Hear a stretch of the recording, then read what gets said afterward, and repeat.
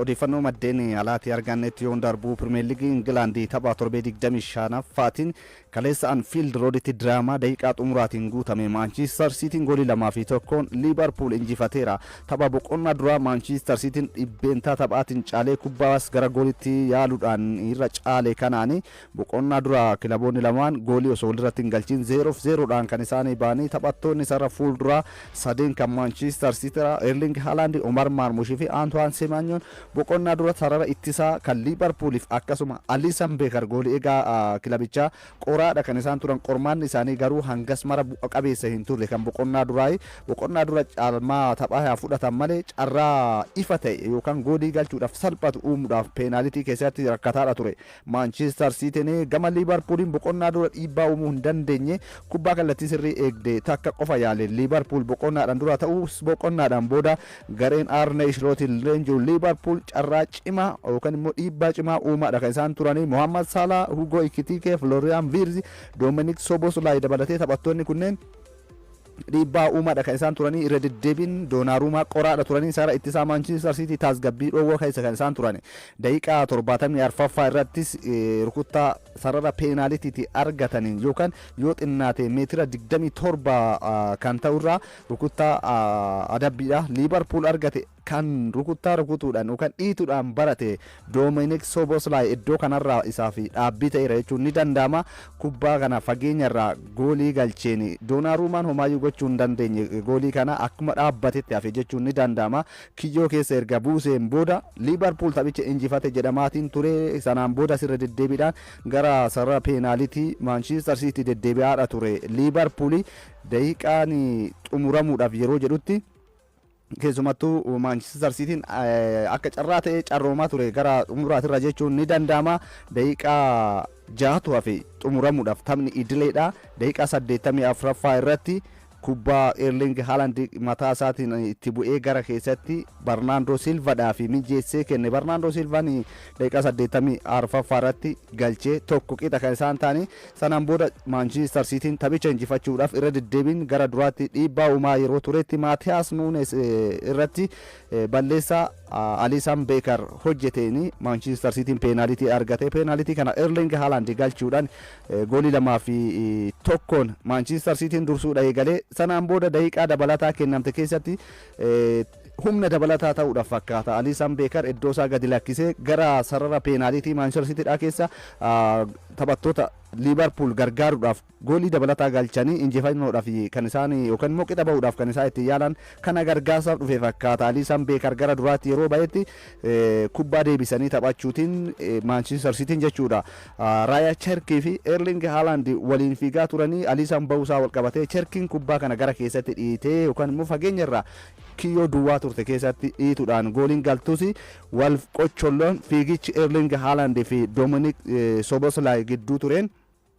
Gooliin kun kan hin naqamte yeroosi dursee Szoboszlai Erling Haaland irratti balleessaa hojjeteera. Foyituusaa kara duubatti harkisaadha ture. Sanaan booda immoo sarara peenaalitii keessa yeroo seenanitti ammoo Erling Haaland akka goolii kana Dominic Szoboszlai qarqara yookaan sarara peenaalitii irraa hin baafne yookaan gara gooliitti akka hin galle hin baafne dhiibbaa taasise jechuudhaan gooliin kun erga haqamte. Ta'us garuu murtee lamatu murtaa'e bakka kanatti Dominic Szoboszlai balleessaa Haaland irratti hojjeteen kaardii diimaadhaan dirreedhaa hoba goolittiin haqamteerti. Dubbii kanaaf Erling Haaland hiriyaa kanaan dura Sporting Salisburg keessatti waliin taphataniif dhiifama gaafateera. Inni kaardii diimaadhaan ba'uu osoo hin qabne gooliin osoo hin mirkanoofte irra natti tola jechuudhaan Haaland. Kanas ta'u Manchester Cityin goolii 2-1 Liverpool injifatee morkii waancaa ciibsateera. Ammatti garaagarummaan Arsenal waliin qabu 9 kan ture gara qabxii 6 dhiphateera. Manchester Cityin tariitii taphoota kana boodatiin morkataa waancaa ta'uudhaaf akka isaan abdatan taasiseera.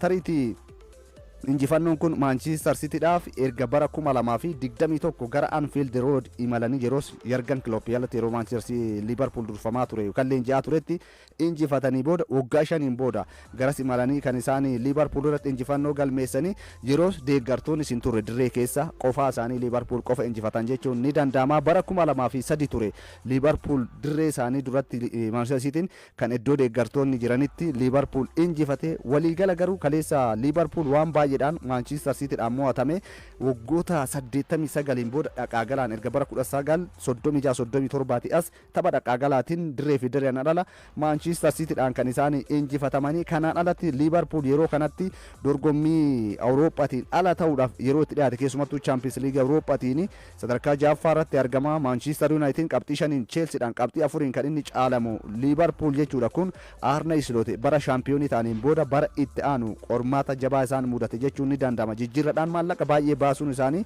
dhiphina hamaa keessa isaan galcheera. Jurgen Klopp keessumattuu Jurgen Klopp osoo hin taane Arne Slot jechuu kooti kaardii diimaadhaan jalaa ba'uun Soboslai qabxii taphaatti irratti dhiibbaa waan uume jechuun hin danda'amu. Sababni isaa dursee gooliin itti galeera. Liverpool irratti tariitii xiinxaltoonni Soboslai gootarraa gara mo'achiisuu yookaan immoo from hero to zero fa'aa jechaan kan isaanii turanii kun tariitii qabxii argame waliinis kan wal madaalchisu. Walii gara Manchester City tapha kana harka 53 tuqaa kubbaa to'atee taphateera.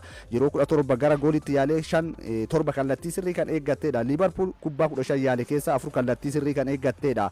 Tariitii sararri fuulduraa Liverpool qoramaa akka jiru himamaadha jira. Mohamed Salah goolii galchuurraa fagaateera. Carraa argatan itti fayyadamuu hin danda'an jedhamaadha kan jiru. Pep Guardiola yaadicha yookaan taphaan booda yaada kenneeni Anfield dhufanii injifachuun ni ulfaataa yaada jedhuudha. Keessumattuu waggaa 5 eegneerraa waggaa 5 ta'us garuu tokko jennee amma eegaluu qabna. Inni sun bakka deeggartoonni Liverpool hin jirretti yaada jedhuudha. Gama biraatiin Arsenal waancaadhaaf itti dhiyaateera jedheera. Nu caalaa iddoo sirriidha jira. Qabxii 9 irra garuu qabxiin 6 xiqqaadha yaada jedhu Pep Guardiola taphichaan booda kan inni dubbate. Taphoonni 10 jedhan 13 tapha kana booda taphoonni 10 garuu murteessaadha. Waancaa Premier League Englandin shaampiyoon eenyu kan jedhu adda baasuudhaaf kanas ta'u garuu bara dorgommii kana Arsenal nu caalaa cimaadha. Hundi keenya Arsenalin faana dhoofna yaada jedhuudha. Pep Guardiola kan dubbate leenjisaan Liverpool Arne Slot ammoo Mark Geheen balleessaa Mohamed Salah irratti hojjeteen kaardii diimaa argachuudha qaba ture. Iddoo sani namni kamiyyuu Mohamed Salah kubbaa argannaan goolii akka galchuu danda'u namni kamiyyuu ni beeka. Deeggartoonni istaadeemii keessa taa'anii ilaalan waa'ee kana sirritti beeku. VAR garuu zim jedheetuma bira darbe yaada jedhu kan inni dubbate. Tariitii akka sababeeffachuutittis ta'uu danda'a. Balleessaan inni Mark Geheen sarara peenaaliitiitiin ala akka hojjetee kan abbaan murtee ilaaleetiin bira darbe. Kanas ta'u garuu Liverpool amma dorgommii Awurooppaatiin ala ta'uudhaaf yeroo itti dhiyaate xiinxaltoonnis Jeemii Karaagare Liverpool sadarkaa 1-5 keessa seenee hin xumuru yoo wanti addaa ta'e jechuudhaan kan inni dubbate. Kanaaf ammoo sararri fuulduraa Liverpool taphattoonni arfan gaafatamuu qabu. Arne Slot dabalatee jechuudhaan Jeemii Karaagare kan inni dubbate. Wayne Rooney ammoo yaada Haaland deeggareera. Erling Haaland Soboslai kaardii diimaa ba'uu osoo hin taane goolii nu mirkanaa'uu qabdi yaada jedhuudha. Wayne Rooney ammoo erga Dominic Soboslai kaardii diimaadhaan ba'e goolittiin maaf akka haqamte naaf hin galu. Abbaa murtee san akkamiin akka fudhate yaada jedhuudha. Gaarii Neville ammoo yeroo kanatti Manchester Cityin wanti addaa yoo ta'e alatti waancaa Premier League England ni injifata jedhee hin eegu. Kana yoo godhan garuu jedha. Kana kan gochuu danda'an Pep Guardiola, Gianluigi Donnarumma fi Erling Haaland kaka'umsi isaan bira jiru. Manchester Cityin waancaa yoo injifata ta'e wanti addaa yoo ta'e alatti yoo kana godhan ammoo garee kana keessatti namoota sadeen kanatu murteessadha yaada jedhuudha. Sababni isaa jedha yeroo kanatti garee cimaan yookaan gareen gaariin sadarkaa fooyyedhaan waancaa injifachuu danda'u Arsenal. Manchester Cityin garuu garee walitti qabama taphattoota gaggaarii qabuuti malee qindoomina cimaa hin qabu yaada jedhuudha. Gaarii Neville kan inni dubbate. Premier League England kanaan kaleessuma Crystal Palace goolii 1-0dhaan Brighton injifateera. Ismail Sarr goolii injifannoo Crystal Palace galcheera. Sanbata taphoota taphatamanii dursaa liigichaa Arsenal injifannoon itti fufeera. Goolii 3-0dhaan Sunderland kan inni mo'ate.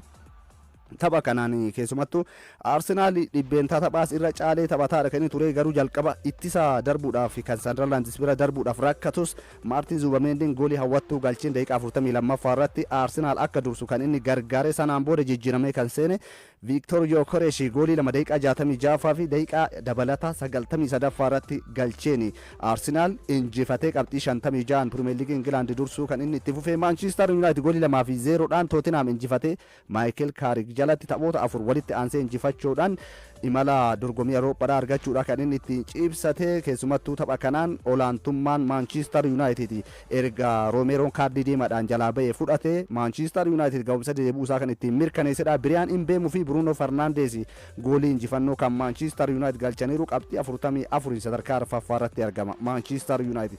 Chelseanis taphoota afur walitti aansee Liam Rosenyor jalatti injifannoo galmeesseera. Premier League Englandin goolii 3-1 Wolves injifatee tapha kanaan Cole Palmer hat-trick hojjeteera. Taphaan goolii tokko peenaalitiidhaan goolii lama galchee walumaa gala goolii sadaffaa goolii torbaffaa Premier League England bara kanaati kan inni galchee. Chelseanis morkii waancaa keessaa fagaatulleen dorgommii Awurooppaatiin sadarkaa isaa cimsateera qabxii 43 walitti qabateeri. Aston Villa morkii waancaa keessaa ofumaa isaatiin of geggeessaa jira. Bournemouth waliin dursaa erga tureen booda goolii tokko qixa ba'eera. Brentford goolii 3-2 Newcastle injifateera. Eddie Howe qormaata jabaa keessa seeneera. Everton durfamaa ture goolii 2-1 Fulham injifateera. West Ham goolii 2-0dhaan Burnley injifateera. La Liga Spain taphoota torbee kana taphatamanii Real Madrid goolii 2-0dhaan Valencia injifachuudhaan garaagarummaa Barcelona waliin qabu gara qabxii 4tti kan inni dhiphisee tapha kanaan Alvaro Carreras akkasuma Kylian Mbappeedha goolii injifannoo Real Madrid kan galchanii. Atletico Madrid ammoo injifatameera yookaan immoo mo'ameera goolii 1-0dhaan Real Betis kan inni injifate. Gareen Diego Simeonedha baruuttan darban jijjiirraadhaan kilaboota kamiyyuu caalaa maallaqa hedduu baasaa jiraatus garuu waancaadhaaf kilaba morkachuu hin dandeenye ta'uusaa dursee harka kennataadha kan inni jiru. Atletic Bilbaoon goolii 4-2 Levante injifateera. Sanbata Barcelonaan goolii 3-0dhaan Mallorcaadha kan inni injifate. Robert Lewandowski, Lamine Yamal, Marc Barnal goolii injifannoodha kan Barcelonaadha galchaniiru. Taphoota birootiin kaleessa liigota birootiin Bundesliga Jarmaniin Bayern Munich goolii 5-1 Hoffenheim yoo injifatu. Harry Kane goolii 2 akkasuma Luis Diaz hat-trick hojjeteera. Inter Milan goolii 5-0dhaan Sassuolo yoo injifatu. Juventus fi Lazioon goolii 2 qixa kan isaan baanu. CBE Premier League Itoophiyaadha taphoota torbee 16ffaa tapha qixxeessituuti. Taphni kun har'a sa'aatii 9 eegaluudhaan Faasil Hadiyaa Hosaanaa waliin ni taphata. Keessumattuu sababa ayyaana cuuphatiin taphni kun yeroo biraatti kan inni darbe. CBE Premier League Itoophiyaadha kun har'a istaadiyeemii Finfinneetti kan inni taphatamu. Taphoota 18 taphateen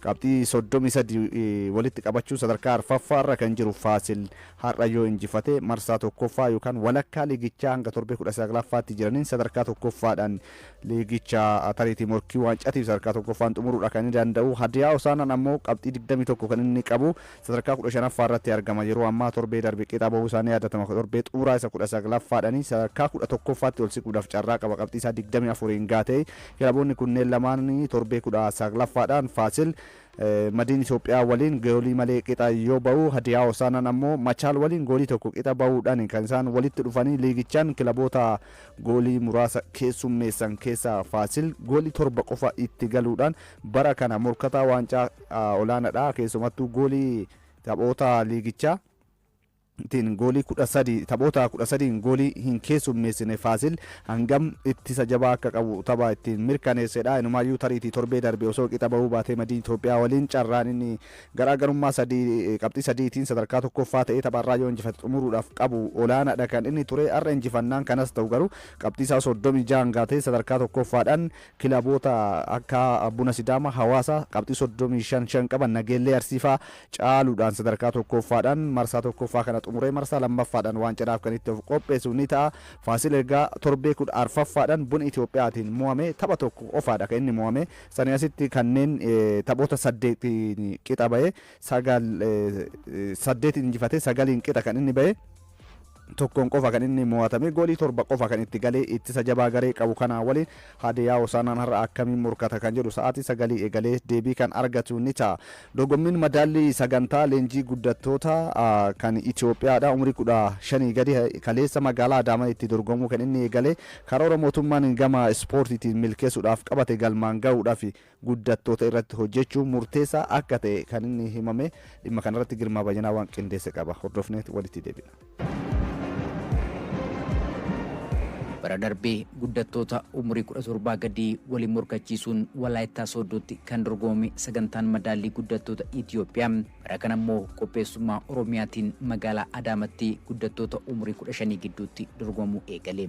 Dorgommii dhaadannoo misooma ispoortii guddattoota olka'iinsa Itoophiyaatiif jedhuun dorgomuu eegale kanarratti naannolee 12 fi bulchiinsota magaalota lamarraa ispoortistoonni 3,000 ol ta'an gosoota ispoortii 15 hirmaatu.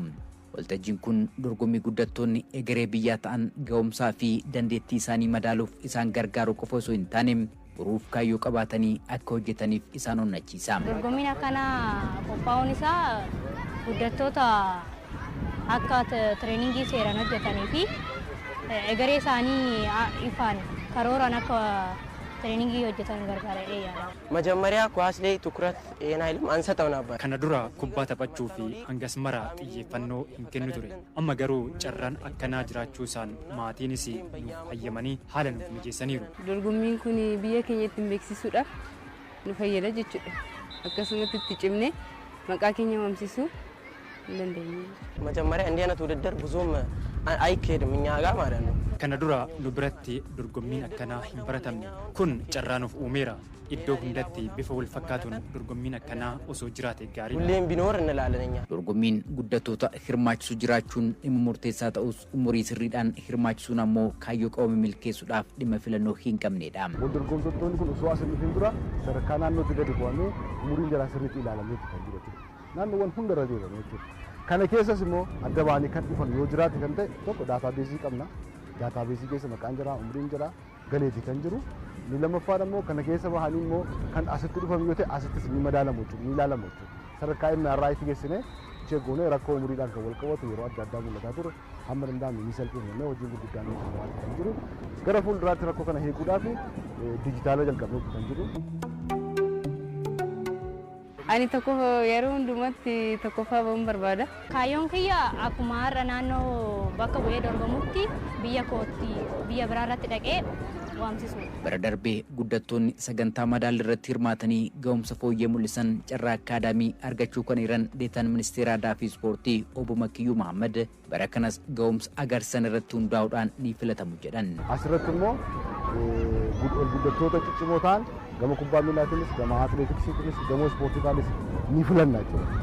Kun tiimiin of danda'ee dhaabbatee jira. Ammas magaalaa Adaamaa kana keessatti. Sana booda maal goona garee biyyoolessaa cimaa ijaaruu kan danda'amaa jirru achi keessatti akaadaamii kun akkamitti leenjisuu qabu eessa galuu qabu kan jedhu san itti aansinee hojii kana hojjennudha jechuudha.